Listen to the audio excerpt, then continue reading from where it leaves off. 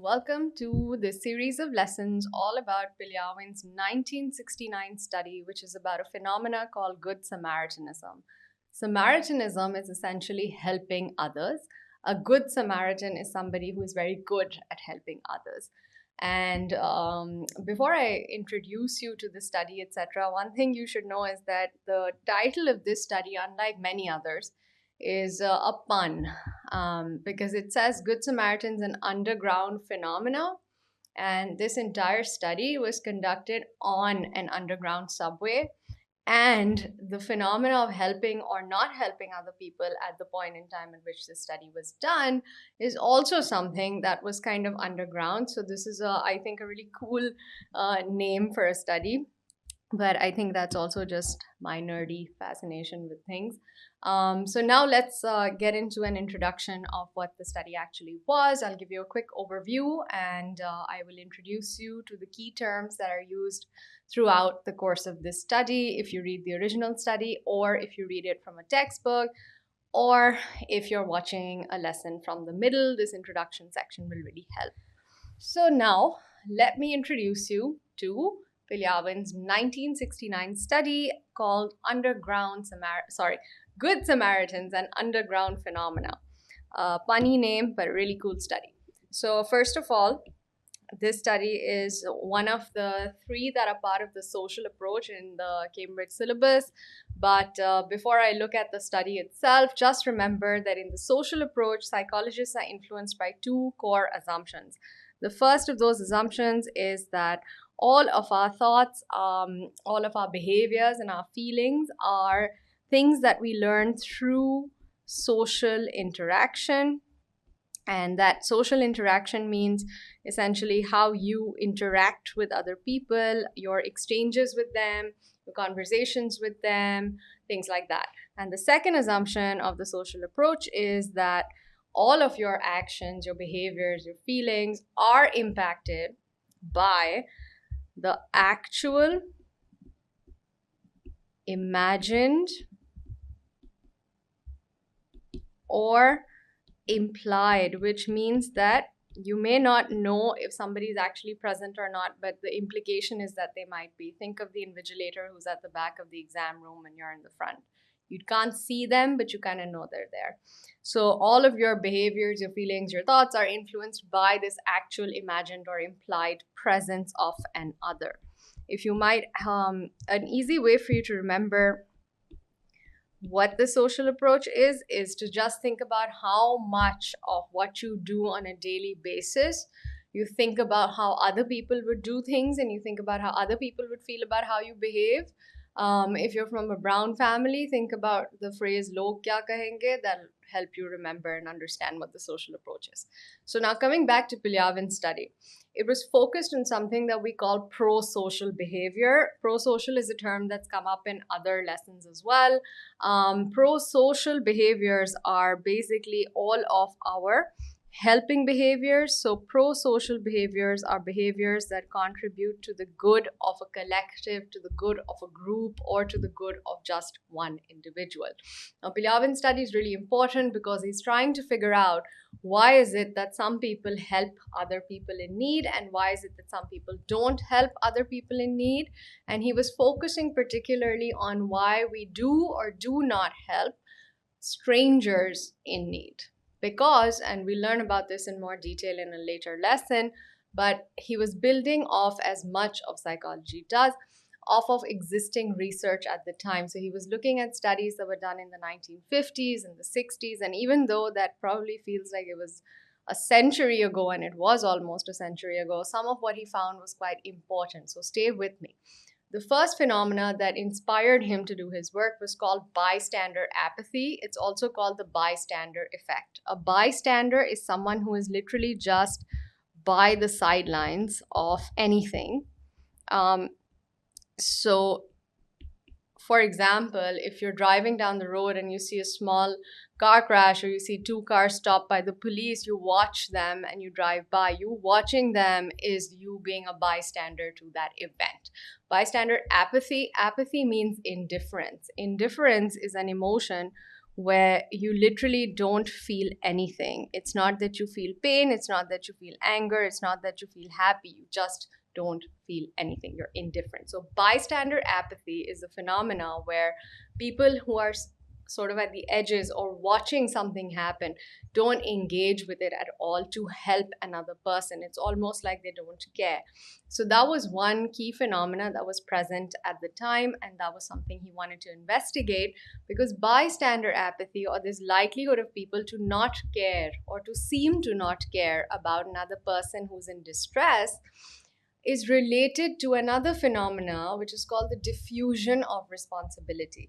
So diffusion is essentially when something is spread out, and responsibility obviously means how much ownership or accountability do you feel towards a particular thing. So in very simple words, when we talk about diffusion of responsibility, we are talking about how the more the people, the less any one person feels uniquely responsible for helping someone in need. And so the relationship between bystander apathy and diffusion of responsibility is that if you have a very large group of bystanders, the likelihood that you will see a lot more bystander apathy or indifference, or this is called the bystander effect, is because not one of the bystanders feels like it is their key responsibility to step in and help whoever is in need. So that's the relationship between bystander apathy. Remember, it's indifference, it's not caring, and diffusion of responsibility, not feeling singly responsible or uniquely responsible for helping. And combined together, these two at the time of Piliavin's study were used to explain why people don't help other people in public places, people who are in distress, people who are victims of anything.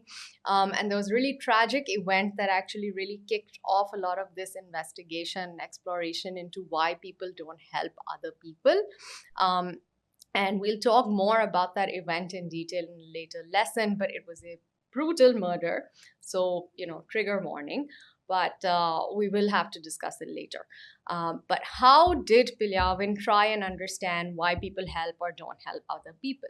So, unlike all of the studies that had been conducted for bystander apathy and diffusion of responsibility, all of these studies were done in a laboratory. Piliavin's study is actually really unique because in your entire syllabus, it's one of the only complete field experiments. So when we talk about a field experiment, it's an experiment that is done in the absolutely natural setting of anywhere a phenomena occurs. So a field experiment, for example, if you want to study animal behavior and you go to the forest, to study it, or you go to a jungle, or you go to the Mara plain to study this, that's a naturalistic setting. You are literally in the field in which your participants or your intended subjects are existing. And so Piliavin's study was cool because it was done on a subway, as I was talking about earlier, and that was the field. It was a completely natural setting, meaning there was no interference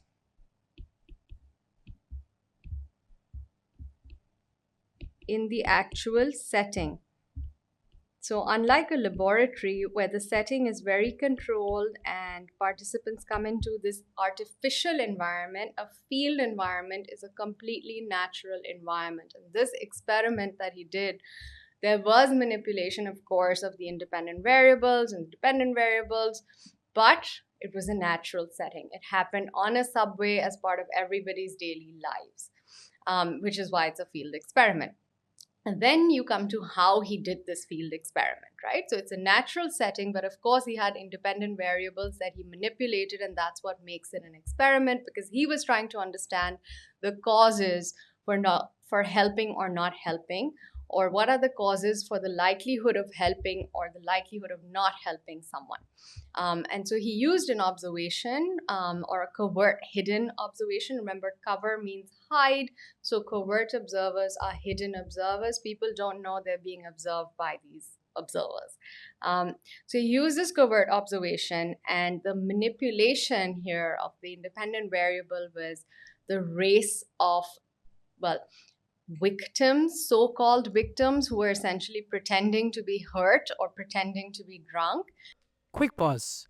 If you're finding value in this explanation, there's so much more to discover at Alt Academy, where we break down every A level concept with the same clarity. Now back to the video lesson. And that, plus the type of condition that required help, i.e., being drunk or being ill, those were the key manipulations that were done as part of this experiment. And he just wanted to see, do the people who are riding in this subway train in this natural environment, when they can see and hear someone in need, do they step up and do they help or not? And then if they help, is their helping affected by the race of this particular victim? Remember, there were no actual victims, but there were stooges or actors or confederates. That's a technical term in psychology. The models were people who were supposed to be mimicking helping behavior to see if maybe that influences the likelihood of helping. But in some, he was essentially trying to manipulate the variables of the race of the victim, the type of the victim, and whether a model was present to help or not help, in order to, through his covert observers, determine whether those are variables that influence people's decisions to help or not help. Now, the reason that this study, after like so many years, is still being talked about is because it resulted in this really interesting way of looking at why people help or do not help. What Piliavin found is that, opposed to the diffusion of responsibility theory, where, oh, the larger the group, the lesser likelihood to help because nobody feels individually responsible. What he found was that people evaluate whether they're going to help or not based on the costs of helping and the rewards of helping.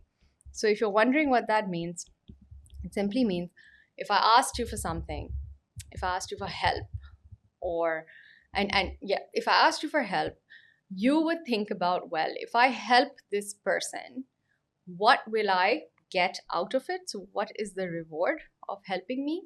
Maybe you'll feel good about yourself. And what is the cost of helping me? So, to help me, would you maybe need to stop doing what you're doing right now? Would you need to give up something? Would you need to risk potential injury? And on the basis of these two considerations, you literally weigh one against the other. You weigh the costs against the rewards according to Piliavin. And based on that, you make a decision of whether to help or not help.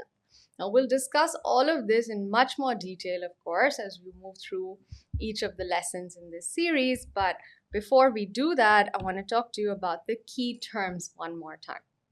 So, Good Samaritanism is theologically, it originates from theology or from religion. It's a term that was found in the Bible. It's used as an idiom of sorts, where we talk about it as, oh, so and so is such a good Samaritan. So Good Samaritanism is used to refer to someone's qualities of helping other people, of being altruistic, which means unselfish, to help the larger sort of group of people one is in. A victim, as defined in this study and defined in a dictionary, is a person who has been victimized. But in this study, it's the person who is in the position of needing help. It's a person who is in distress. And in the context of Piliavin study, this person was either drunk or ill. Then you have the model. In the context of Piliavin study, the models were people who were demonstrating helping behaviors just to see if other people would look at them and then be more likely to engage in the same helping behavior. So remember that the way Piliavin operationalized modeling, or the model, is as a helper to stimulate possibly other helping behaviors. Then you have bystander. As I've already talked about, a bystander is just one of the people at the scene of a crime or any situation where somebody is experiencing some sort of public distress. But that bystander in our study is someone who does not engage in helping behavior. When we're talking about bystander, apathy. Then diffusion of responsibility is quite simple. The larger the group of bystanders, the lower the likelihood of helping, because no one feels uniquely responsible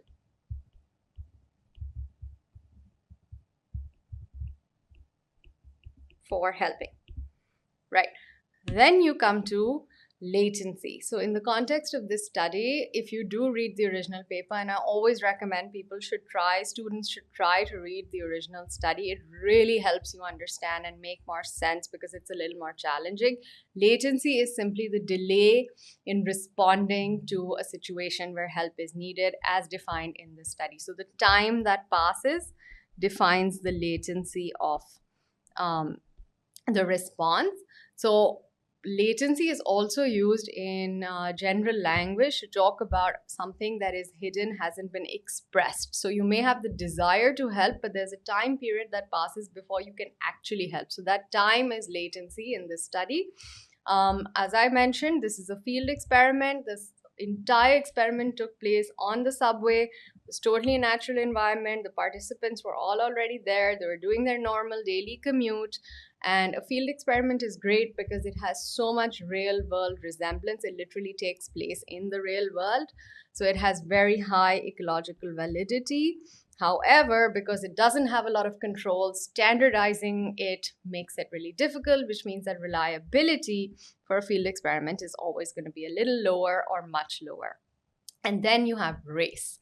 So I've mentioned race before, where I talked about just a couple of minutes ago, Piliavin was trying to look at how race affects the likelihood of helping or not helping, or rather receiving or not receiving help. His implication was that people of some races may not be as inclined to help people from different races.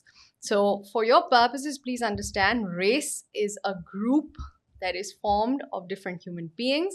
It's based on shared inherited genetic, physical, and social characteristics. And typically, race is gauged by your skin color and your facial features because that's called your phenotype, and that's something that is most prominently visible. So, Caucasian, Asian, African American, or Black, these are all races. And in Piliavin's study, the language they use is white and black, but essentially they're talking about Caucasians and African Americans. But African Americans are now also called Black. So it can be a little bit confusing to use this language from the 60s today in 2024. But all you need to remember is this definition of race, and do not confuse this, please, with racism, which is bias on the basis of race. So we are just talking about race right now. Now, the last thing here is cost and reward matrix. So again, it was a model that Piliavin developed as a result of this study. And his entire intention of conducting this study was to figure out why people help. And this model explains that people's likelihood of helping will come from their motivation to reduce the conflict that comes. So if you think about it, anytime you see someone who needs help, there's a lot of discomfort. It might be emotional and physiological, meaning that you feel it in your brain, in your heart, but you also feel it in your body. You physically might be on edge. It's, when you kind of shudder a little bit when you pass by the scene of a crashed car, and you just kind of really just have this really uncomfortable feeling. So Piliavin's theory was that the motivation to reduce that kind of discomfort makes us think about, should I help or should I not help, in terms of the costs and the rewards of helping. So it's like a little matrix, and then we figure out, should I help, should I not help, and then we make a decision as to how we want to proceed. So these are some of the most important terms that will reoccur as you move through this experiment. I'm going to pause now, see if there are a few. Okay, no. So these are the most important terms that you will come across as we go through each of our lessons in this segment on Piliavin's Subway Samaritan study, as it is popularly called. Hey there! If you found this A-level psychology lesson helpful, why don't you head on over to altacademy.org where you can sign up for the full A-level psychology course. In addition to psychology, we offered 7 other A-level subjects. Thousands of students have already taken the leap. What are you waiting for? I want to see you there.